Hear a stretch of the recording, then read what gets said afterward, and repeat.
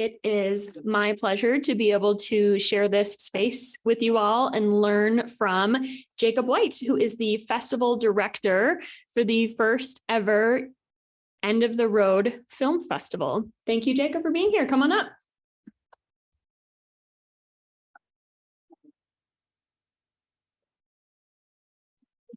And then I'll print them off if we pivot to the screen. Yeah, thank you. I wonder if the Zoom people can hear me. There's this double microphone situation going on here. So if I look funny, that's why. Can you hear me in the back, Elton?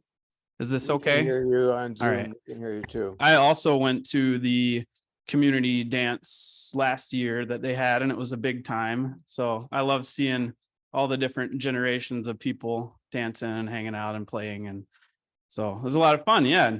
I'm really grateful for the opportunity to speak to you all today. It's been a while, I guess, since I've done much public speaking, and you'll have to please excuse me if I stumble or stutter. A little nervous, but it's good to see so many friendly faces in the crowd. And I think we're all excited about what I'm here to talk about today, which is the End of the Road Film Festival. So if you haven't heard, we're having a film festival here in Ely at Ely's Historic State Theater. We're partnered with Ely State Theater and Ely Winter Festival, and really excited to bring that event to Ely next month. We're just under a month away from our opening day, so it's very exciting and a lot going on now, as you can imagine. So I wanted to start by kind of telling you a little bit about who I am and what I'm bringing to this event, and then I'll go into what a film festival is and what's important about bringing something like that to our community here. I'll talk about sort of how the event will look and what types of things are going on during the event, and then opportunities to get involved and support the film festival and in various different ways if folks are interested in doing that. And then I'll probably open it up to questions. I'm sure people will have questions. So that's kind of my hope for today. Yeah. So start off, my name is Jacob White, and I have been around Ely for a little bit over 10 years. I got started guiding canoe trips for the Boy Scouts of America out on Moose Lake at Northern Tier High Adventure.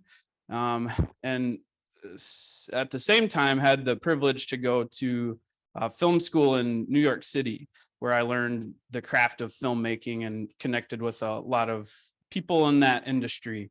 And learned a lot about the film industry. But needless to say, I was a little bit tired of the big city living. After 5 summers working up here, I decided to move up to Ely full time in 2018, and I've been around since then. I'm a homeowner in town now, and I'm excited about that, and connected to the arts community here and a lot of different nonprofits and small businesses in the area, not only in Ely, but on the Iron Range. And really the idea for the film festival came from some of the work that my colleagues in Duluth have been doing. There's a film scene kind of popping off down there, and a couple film festivals that maybe you've heard of, the Duluth Superior Film Festival, and then a new one called the Minnesota Film Festival in Duluth at Zeitgeist Center for the Arts. And just attending those events over the last couple of years was super inspiring to me to kind of see the work that was being done to uplift independent filmmakers and provide a platform for their work to be seen and viewed by the community in Duluth and in the surrounding areas. And I thought, well, why can't we do something like that here, you know? And so I approached the board. Let's see, it must have been late 2021 with the idea to apply for some grant funding to try to start a film festival with the State Theater. And they were all very excited. In fact, they had the idea before I had met any of the theater board members back, around 2015 when that effort first started. I think people were talking about, well, we could do so many things here with the State Theater, and a film festival was one of those many ideas. So we're excited that we have access to that venue and that we've got the state-of-the-art equipment there to screen films and bring community in, and also to have live music and other events going on in conjunction.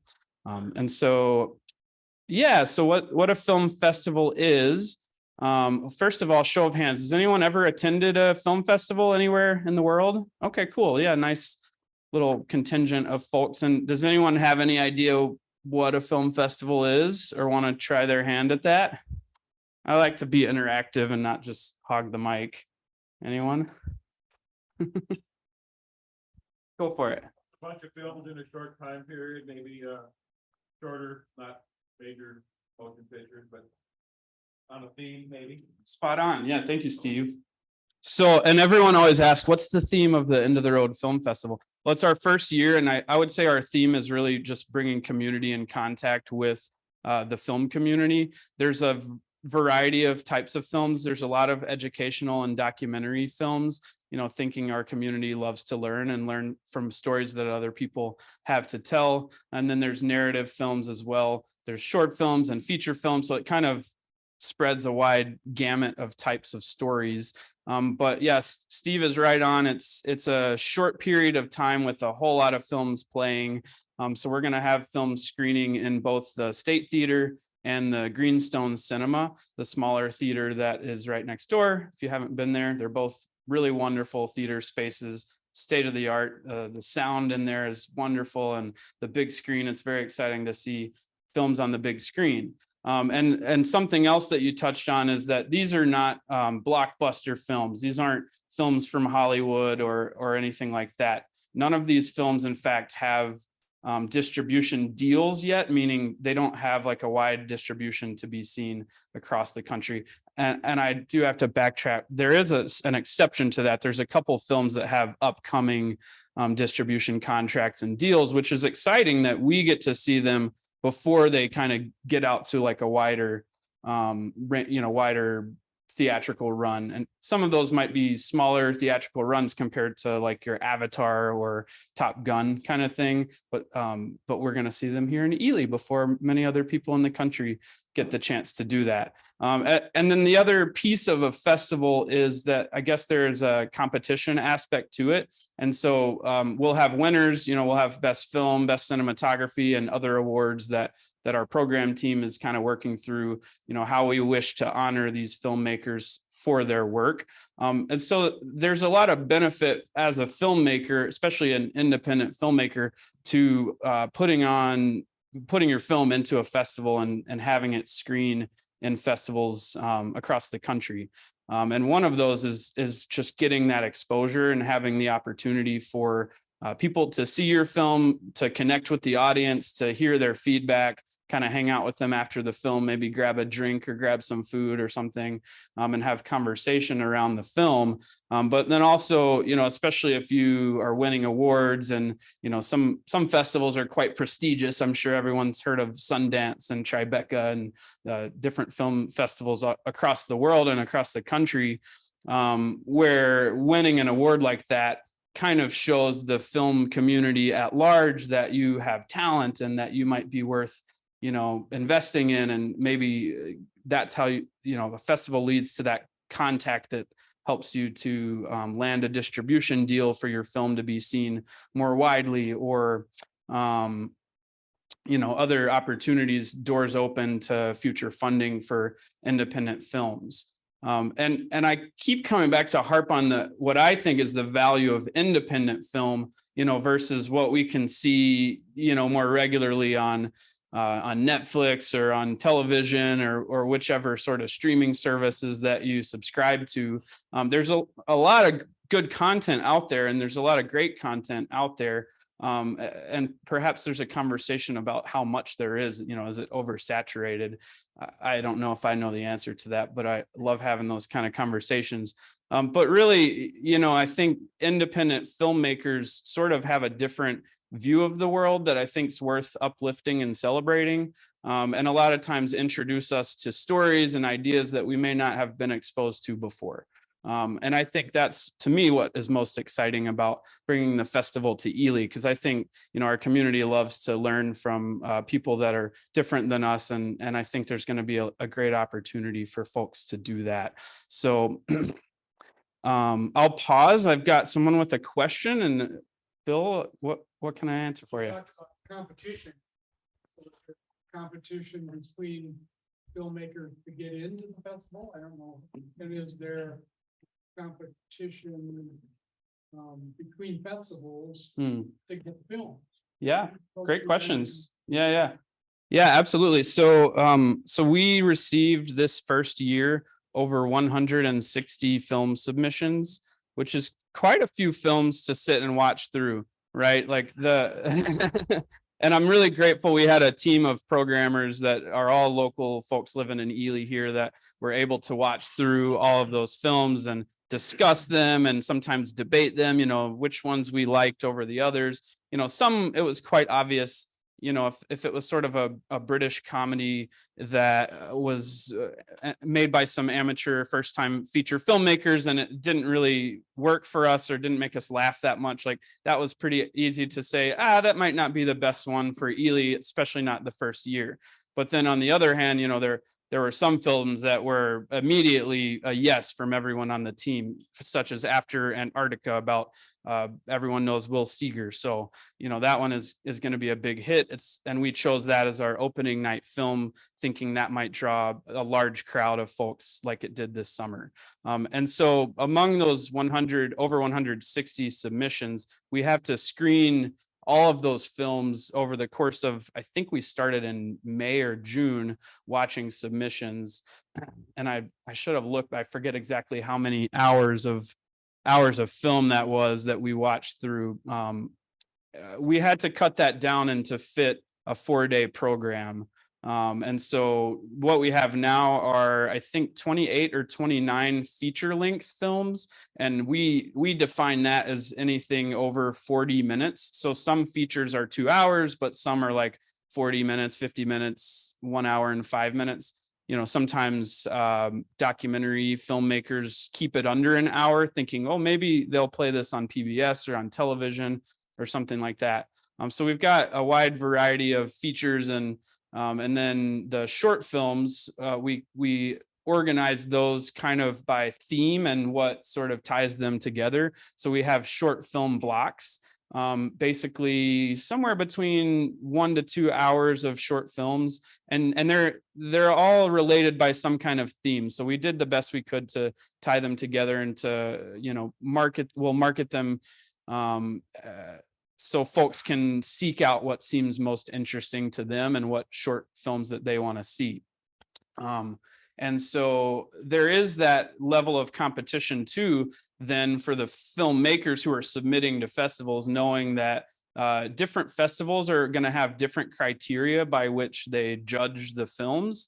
And so for Ely, one of our big criteria was, what do we think the community is going to be interested in? What do we think is going to play well here? What are some regional stories that we think are important for the Ely community to have access to learning from and watching? And then, how can we support regional filmmakers, both for the feature films and the short films programs? And so that was kind of briefly kind of the process that the team went through when pre-screening all of these films. And now we've got it down to about 29 features and 6 short film blocks, which I would encourage folks to check out the short film blocks if you're able. I think there's some really interesting stuff in there. Yes, Elton. Tell us what the 6 themes are. Yeah, you're putting me on the spot. I certainly can. We have titles and names for them. And in fact, the program is going to be posted widely this week. So we've got the schedule locked down finally. And that, it's kind of like a big game of Tetris, sort of figuring out who's available to attend and shifting things around based on some of their availability. I didn't mention earlier, but I think, or I may have in passing, but I think it's really exciting that we have so many filmmakers coming to Ely to attend this event. And to me, that's sort of the value that we're bringing to the community, is that having access to those filmmakers and being able to, like I said earlier, sort of grab a drink or chat after the movie and share and invite them into our community and sort of show them a good time and show them what Ely's all about, so that next year they'll want to come back. But to answer your question, One of the short film blocks is all films about Indigenous stories, and all of them but one are actually made by Indigenous filmmakers. So there's an Indigenous shorts film block that I'm very excited about. There's a shorts film block called Northland Voices that's sponsored by Boundary Waters Connect. And that is also really exciting. I think a lot of short films that kind of have to do with our area and our region. So that one would be worth watching and looking out for. There's one called Creative Spirits that features a lot of people working on arts or crafts related stuff. And, you know, we thought that that would be a big hit in Ely because we know folks really love the arts here. And, you know, obviously a lot of us are interested in the arts and in crafts. And so there's a variety of different types of artists featured in those films. There's a couple others that are more loosely related by theme, the humanities or memory. And I'm forgetting the sixth one off the top of my head. Oh yeah, thank you. And then there's a comedy shorts block. So hopefully you'll get some laughs out of that, and go support the filmmakers, because in a lot of cases, some of these filmmakers, this might be their first festival they've ever been a part of, or their first chance to really present their work outside of their kind of smaller community. And so they will really welcome that feedback and that connection with our community. And I can attest, you know, I've been on the phone with some of these filmmakers, and just hearing from some of them, I am so excited to come to Ely. You have no idea. Like, you know, we played in the Twin Cities Film Festival, but this sounds really cool. You know, it's different than going to a city. And so I think people are excited to see Ely, and what better time than during Ely Winter Festival, right? Yeah. Yeah, great question. We will definitely have an Audience Choice Award. And we'll be kind of announcing, we'll have sort of a housekeeping opportunity before each of the films where someone will announce, you know, make sure to vote for the audience choice and be aware of this and that. And then that will also be an opportunity for some of our sponsors to present the film and speak for a couple minutes about, you know, what they do and why they're supportive of an event like this. But yeah, well, I think what we're planning is to have kind of feedback cards posted around the theater, and possibly even like in some folders taped to the backs of the chairs, kind of figuring out a plan for that. But the hope being that everyone will fill those feedback cards out and also vote for their favorite film. And it's not, and you all can help me spread the word. You can vote more than once. You don't just have to vote for one film. If you see something on Thursday night and you're like, this is the best film, but then you go back on Saturday morning, you see another film that you'd like to vote for, you know, we encourage people to vote for as many films for the audience choice as they can. And then we'll count those up at the end and announce that and figure out, you know, who our Audience Choice Award winners are. And that actually means quite a bit too. So I'm excited to see what sticks with people. Elton? But the decision to do this during the winter festival, the thing I wonder about, besides just what's going on, is housing. Yeah. Where are these people gonna stay? Yeah. Great question. And I so Elton was asking about running the event during Winter Festival, and there was a question about whether there's too much going on, and then also where to house all of the filmmakers. Great questions. And I think we decided to do it during Ely Winter Festival for a couple reasons. One reason was some of the grant funding was required that we spend it before, I think before a certain time in April or May. And so originally I was thinking, well, what if we did it in the fall? What a beautiful time to visit Ely. But this year we weren't able to push it back quite that far, and we wouldn't have been able to pull it off this past fall in terms of just not having enough time. And so, you know, immediately looking at the winter time, Winter Festival seemed like a great time to host the event, you know, for a few reasons. One, I think Ely is really beautiful and shining. You know, the art walk is up in town, and there's a lot of activities going on around town, and obviously the snow sculpture symposium, and, you know, all of the excitement around that, and a lot of people in town too. And so we just thought that there would be a sort of a natural audience built in to attend an event like this. but that also attracting the filmmaking audience and the people that love cinema to Ely during Winterfest. We can sort of cross-pollinate those different groups and show them that, hey, maybe next year you want to come back for a little bit more of an extended period of time and check out more of what Winter Festival has to offer. And we chose the second weekend because we knew there usually isn't as many activities the second weekend. Like the first weekend is pretty jam-packed with the snow sculptures, and obviously there's events going on throughout the week, the folk school and so many other things happening. But our hope was that we could help build momentum that second weekend and draw more people in. And then to answer your question about housing, we've actually, through grant funding, we've been able to purchase some rooms here at the Gel and at the Canoe on Inn, and a couple other sites like Veterans on the Lake has one of their cabins for us. And so we're using those spaces to place specifically, sort of prioritizing with the feature filmmakers to offer them a place to stay. And then once we have heard back from all of them, I've already extended the offer to some of the short filmmakers, again, prioritizing like Minnesota filmmakers and regional filmmakers. And then we'll see how many beds we have left over after that. And the Gel is also one of our sponsors, and they've given us a block of rooms that runs out here in a week or so. So with a discount, a really generous discount. So some of the filmmakers may look at options that way. And then I think what you're really getting at is our homestay host program, which Lacey said yes to this very early on and has been coordinating our volunteers. And probably most of you have heard of that through the Tuesday group channels and other ways that you follow their work and NMW's work. So we found some folks that have been willing to, in fact, some of you who have been willing to open their homes up to visiting filmmakers. And that's really exciting to me too. And the handful of folks that I've heard back from this week, some of them who said, actually, I'd prefer to stay with a local host because that seems like a great way to, get to know the community in a more genuine way and make that personal connection. It's a little different than staying in a hotel room.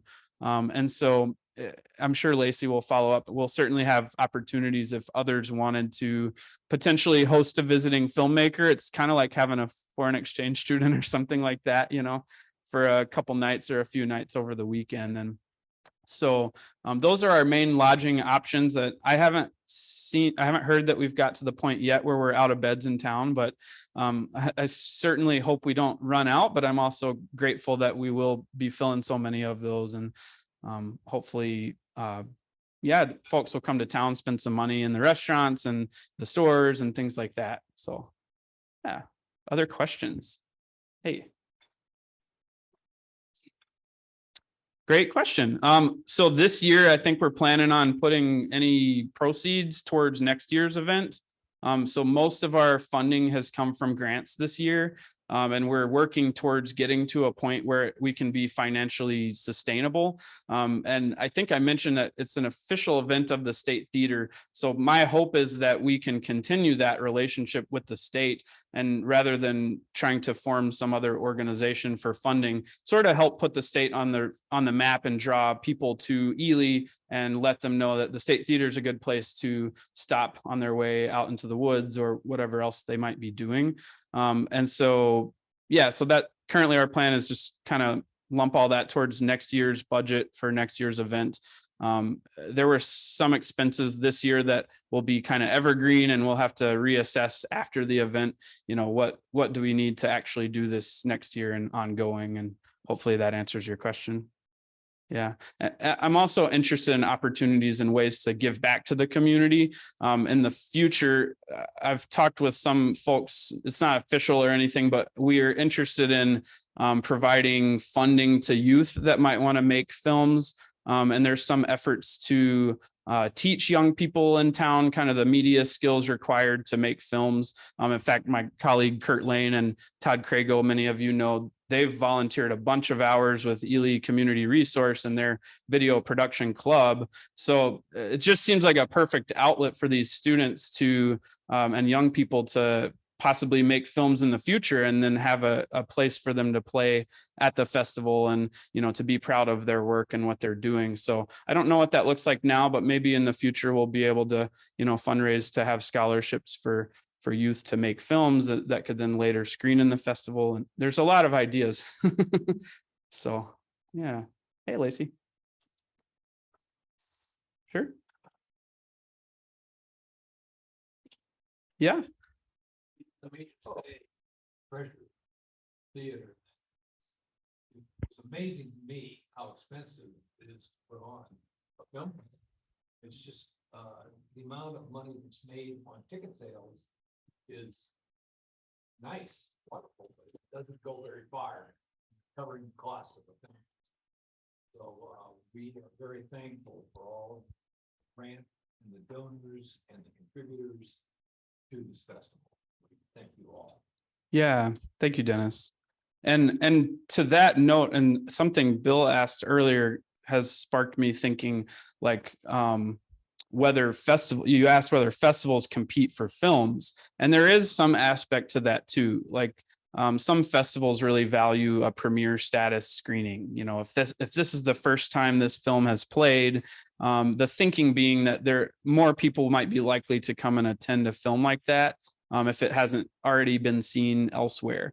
I don't know that that's necessarily as important to us here, because probably most of these films haven't played in Ely, other than After Antarctica, maybe a couple others that were organized by other organizations.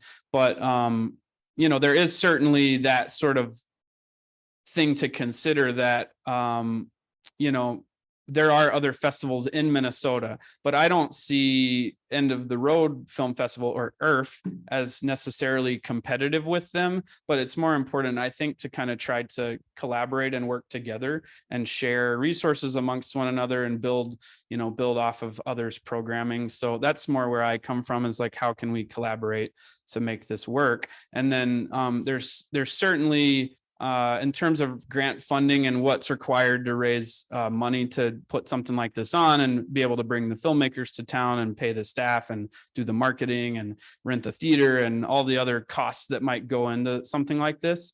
You know, like I said, we'll have to reevaluate each year to see where we're at. But the hope is to not be dependent on grant funding to do it every year. And I think that's what the grant organizations want us to do too. You know, they're sort of that catalyst that helps push forward, you know, an event like this. But then it really becomes our work and the work of the community around this event to try to figure out, you know, what's a sustainable way to put something like this on. And so those are both good questions. And then to Lacey's question, and I'm actually going to pull my phone out here so I don't miss anyone, but about where funding for the event came from. So if I may, I'd like to just kind of list off the local sponsors that are sponsoring the event. And that's been really helpful just to get a vote of confidence from them. And, you know, there have been monetary donations and in-kind donations, and probably many of you are involved with some of these organizations in one way or another. So we're really grateful to having that local support. And then I'll also kind of list off the grant organizations that have supported the event. So the Ely Echo is one of our sponsors. Boundary Waters Connect, the Ely Winter Festival, Northern Lakes Art Association, the Grand Ely Lodge, Friends of the Boundary Waters, and the Campaign to Save the Boundary Waters, Ely Folk School, Tofty Lake Center, Fortune Bay Resort Casino, Canoe on In, Paragus Northwoods Company, Story Portage, Thriving in a Tourist Town, Wolvenwood Studio, Corvid Images, Insula Restaurant, and Psycho Art Studios and Productions. And then the grant organizations that we receive funding from are the Blandon Foundation, Arts Midwest, which is a National Endowment for the Arts program. I think Arts Midwest is the regional organization that distributes those monies. Locally, Donald G. Gardner Humanities Trust. The IRRR has supported us in some of our marketing efforts. If any of you saw the billboards out there, that was from some funding that they were able to provide. And then the Minnesota State Arts Board, which is the first grant that we applied for and received. So hopefully that answers your questions. Oh, I'm being humble. So I wrote all of the grants, and it was a lot of work, many hours of and a big learning process too, right? Like I've applied for a few grants before for sort of smaller change type projects, but going for the Blandon was a big one, and IRRR support as well. And they really want to see that it's not that this event is not happening in a bubble, but that it's part of a larger effort in the community, and that we're partnering and collaborating with other community organizations. And I won't go into terribly too much detail about each of the deals and relationships with all of those orgs, but having the letters of support and having the relationships that we do, I think was vital to showing someone like Blandon or IRRR that this is worth investing in and worth contributing towards. And while I'm on that note, I'm really going off the cuff here. I'm like Lacey said earlier, I'm steeped in this event right now. So I meant to prepare this morning, and I just thought some other things came up and I wasn't able to. So here we go. But no, I'm reminded that what I was going to say. No, it's in there somewhere. Oh yeah. So no, what was I going to say? Thanks, Roger. What was that?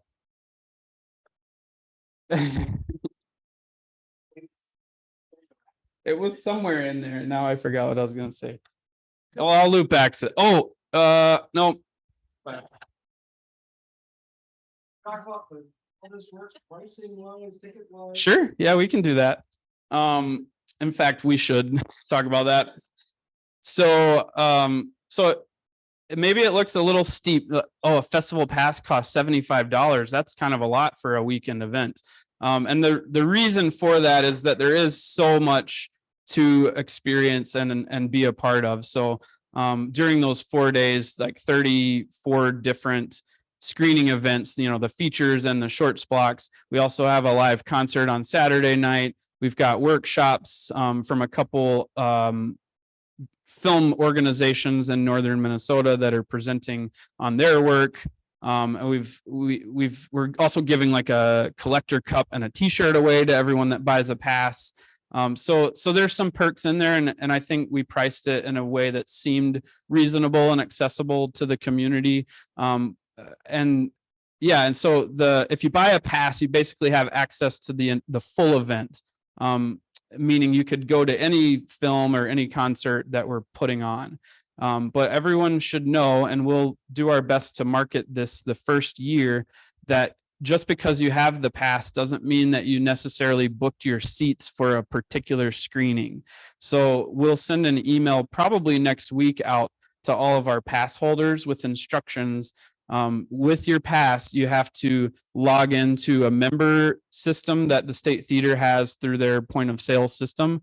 And with your login, that basically goes that when you go to check out for a movie, you get 1 free ticket to each movie. Or if it's a double pass, you get 2 free tickets for you and your spouse or your friend or whoever. And if it's a family pass, it's six free tickets. So if, for families that have a bunch of kids, the family pass is the way to go. And they might only get 2 t-shirts and 2 cups, but then 6 total tickets. So basically you check out like you normally would on the State Theater website, or, thank you. On our website, once the schedule is posted later this week, and we'll let you all know through email channels and et cetera. You can basically go through, choose the film that you want, click buy tickets, and it will forward you to the State Theater website. So in the future, we're working on possibly integrating the website so that it works a little more smoothly, but we're just not quite there yet, frankly, and that's okay. And so just so everyone knows, you get the pass and it sends you an email, and you're then like in the member program with the State Theater, but you have to go and purchase those tickets for the screenings you want to see. book those tickets, and then it'll have an option for adding that free ticket. So yeah, you can go to elyfilmfest.com, and that's where the passes are being sold. And Lacey's actually got the page pulled up right now. If you go to tickets at the top, you'll see the two different options. So the film festival pass, we're calling it member pass since it's that member program through the theater. That's the $75. And then if you're only going to be able to see a handful of films, you don't think you'll be able to attend the full event, then you could just buy individual tickets. Now, usually the theater has $5 tickets, which I think is a really cool part of their mission as a nonprofit to be able to offer those tickets. And I grew up in a small town in West Tennessee where you could go see a matinee for $5.50 and a movie for $8. And this is even better than that, 20 years ago kind of thing. So that's great. We did decide to have a little bit higher ticket pricing this year just to see what we might be able to do, and keeping in mind that, being able to support the filmmakers to come up and that kind of thing. Another question.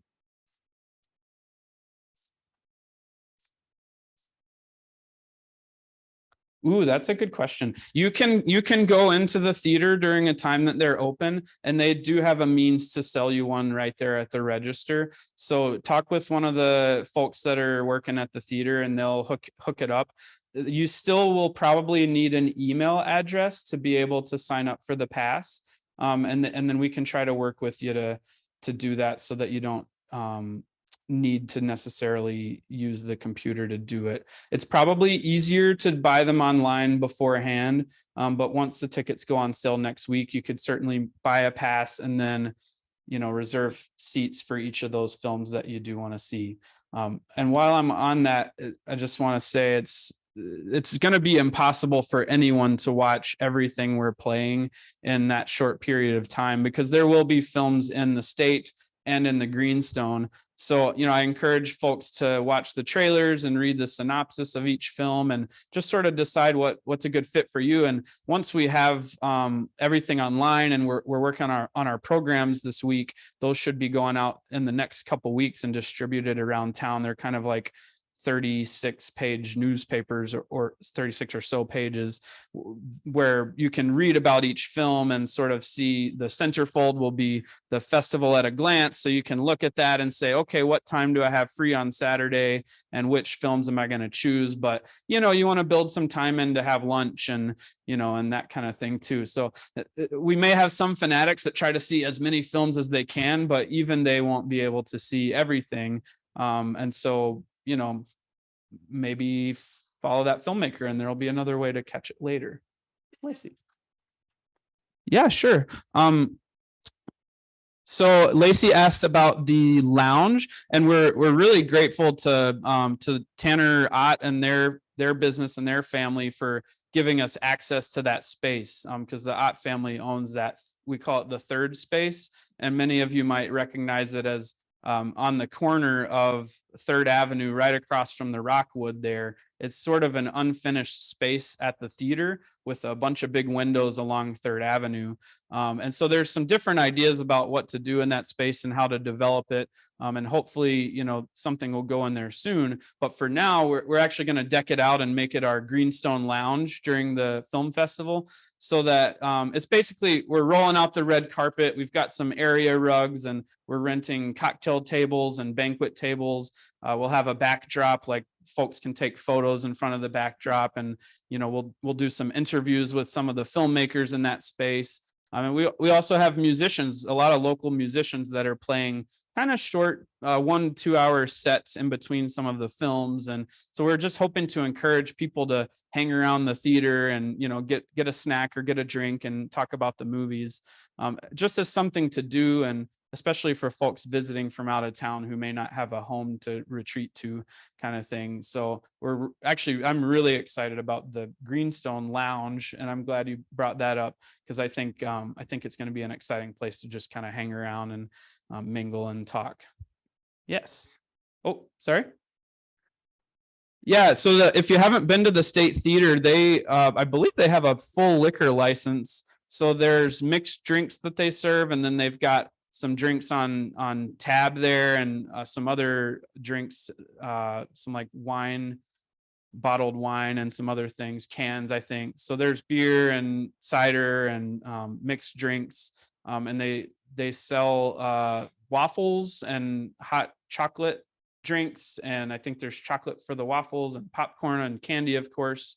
And I'm looking into options to possibly be able to serve some other kind of food if people are hanging around all day. We want people to go to the area restaurants, but I'm imagining that things might get a little backed up at times. So it might be helpful to sell some other food on the side. That's unofficial. So yes. Yeah. In fact, it's going to be right here in this room, I believe. This is the banquet hall, right? I'm mixing the rooms up. So we'll have an awards ceremony, and we'll announce our award-winning filmmakers. It's not open to the public or pass holders this year, just because of limited space and capacity. I don't think we're going to do a full-on dinner, but I think what I'm imagining is like hors d'oeuvres and cocktails kind of thing in the 4 to 6 o'clock hour on Saturday. So we still have to work some of those details out here with the gel. But that'll be kind of an invite only event, not to be exclusive or leave people out, but more so about capacity to be able to feed that many people and have space for them all. So prioritizing the filmmakers and probably some of our kind of sponsors and VIP people. So, hey.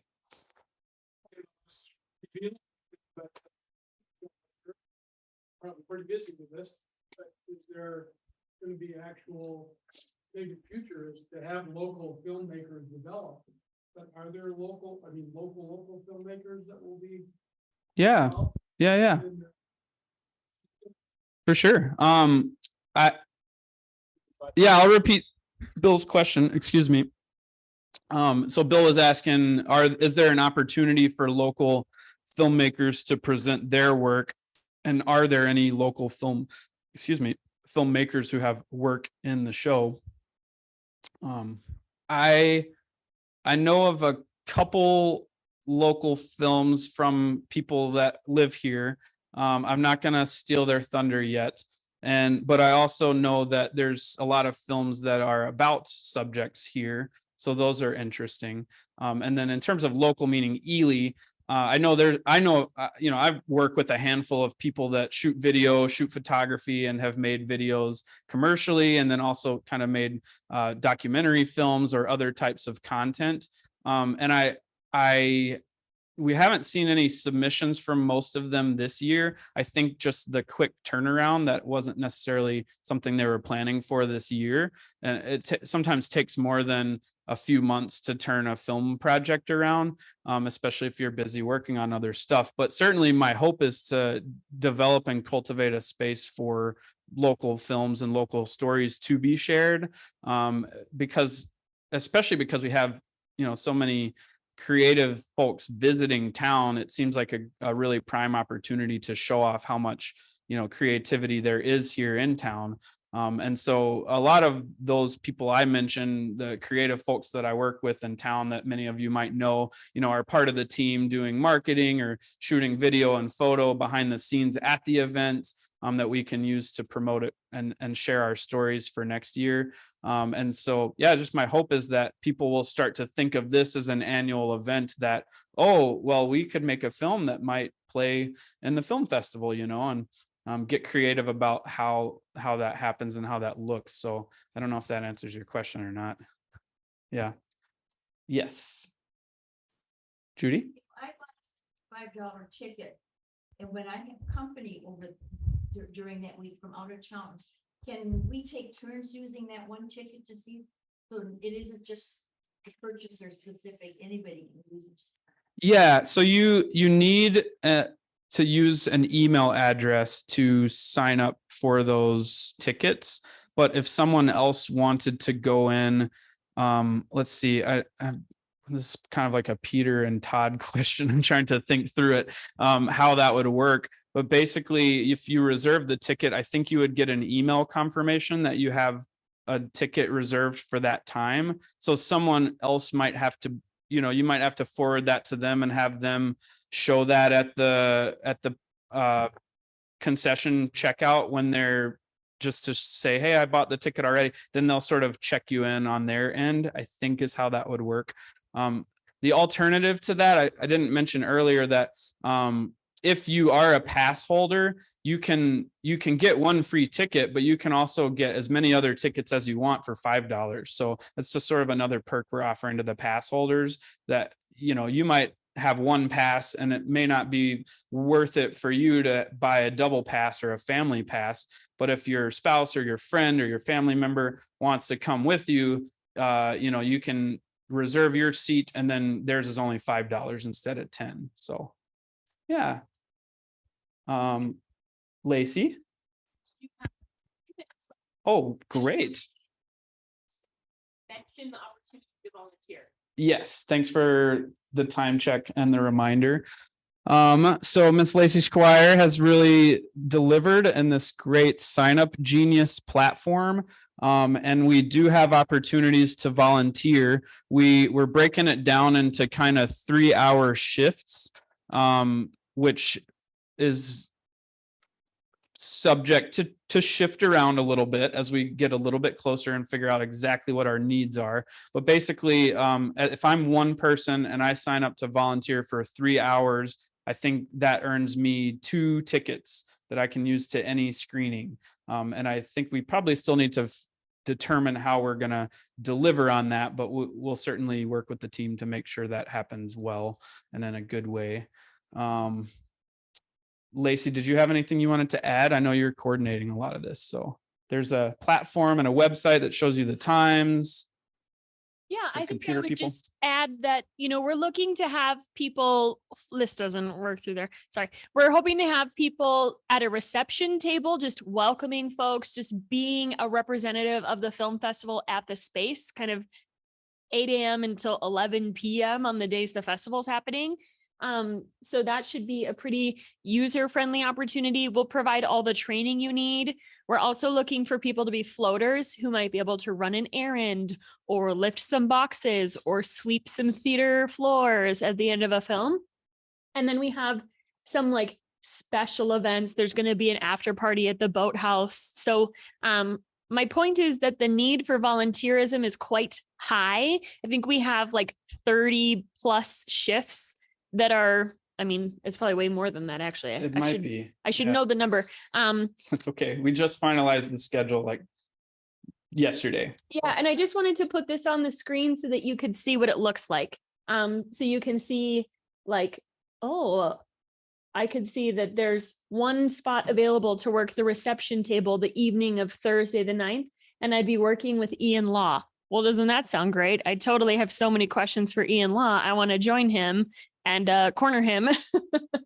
So you can see what's available. You can see who you'd be working with. And I hope it's a very user-friendly experience. And I'll be sharing this link with the next Tuesday group email. And I'll just briefly repeat what Lacey said in case some of you couldn't hear. So she's going to send this sign up genius link where you can preview the shifts that are available and the type of work that might be asked during those shifts. And so we'll have a reception table where people check in, pick up their pass. We have swag bags for filmmakers and things like that to show them some Ely love when they arrive. So that's an easy kind of just sit down accessible option. And then there's some other ones like floating, running errands, moving things if needed. We'll have someone for each film because we have a small theater staff, and frankly, I don't think we quite it would make sense to like hire a lot more people because usually we don't need that many people. So we'll have some of our volunteers to probably sweep the theater in between screenings and maybe press a button to switch between the microphone and the projector, scenes on the soundboard kind of thing. So we'll train people to do that kind of stuff and help alleviate the theater team so they can do what they need to be doing, and other opportunities to volunteer. So, and then, yeah, three shifts, you get a couple free tickets. I didn't mention earlier, I know I'm out of time, but I wanted to say that part of the work and what we're offering through grant funding is to support local area youth to attend. So we're actually working with a bunch of the schools in the area and providing free tickets for their youth to attend on Friday and make a field trip out of it. And so we're excited about that, opportunity for these students to see some cool films and participate. I'm sure there's other details that are being left out with such a big event. I'll stick around afterwards. I'm happy to talk to people if people want to talk. And, we've got years ahead of us to figure it out together. So Dennis, you had one.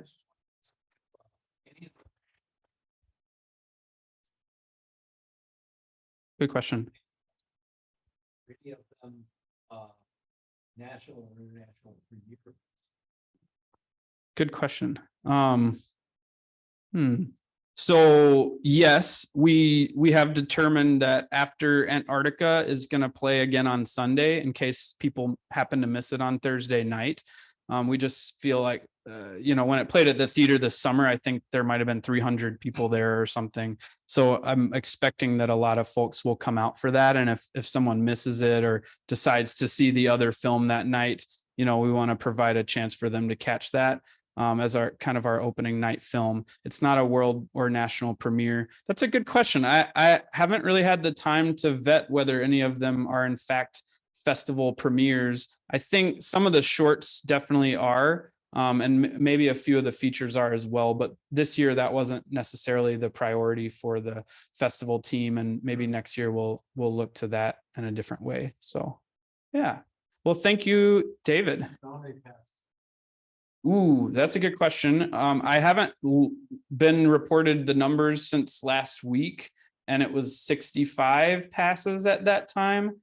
I imagine it's gone up quite a bit since then. Yeah, don't wait, but we will probably have to cut it off at some point.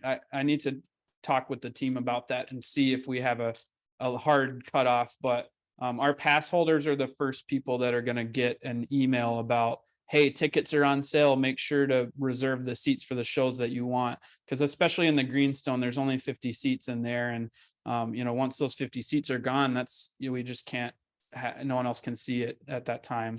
The state has more space, but I do think a few of the events will sell out. So, yeah, if there aren't any other questions, thank you so much for your time. I'm really honored and privileged to be able to do this. And I'm excited to share Ely with so many folks visiting and just, hear more stories and sharing community with you all. So thanks.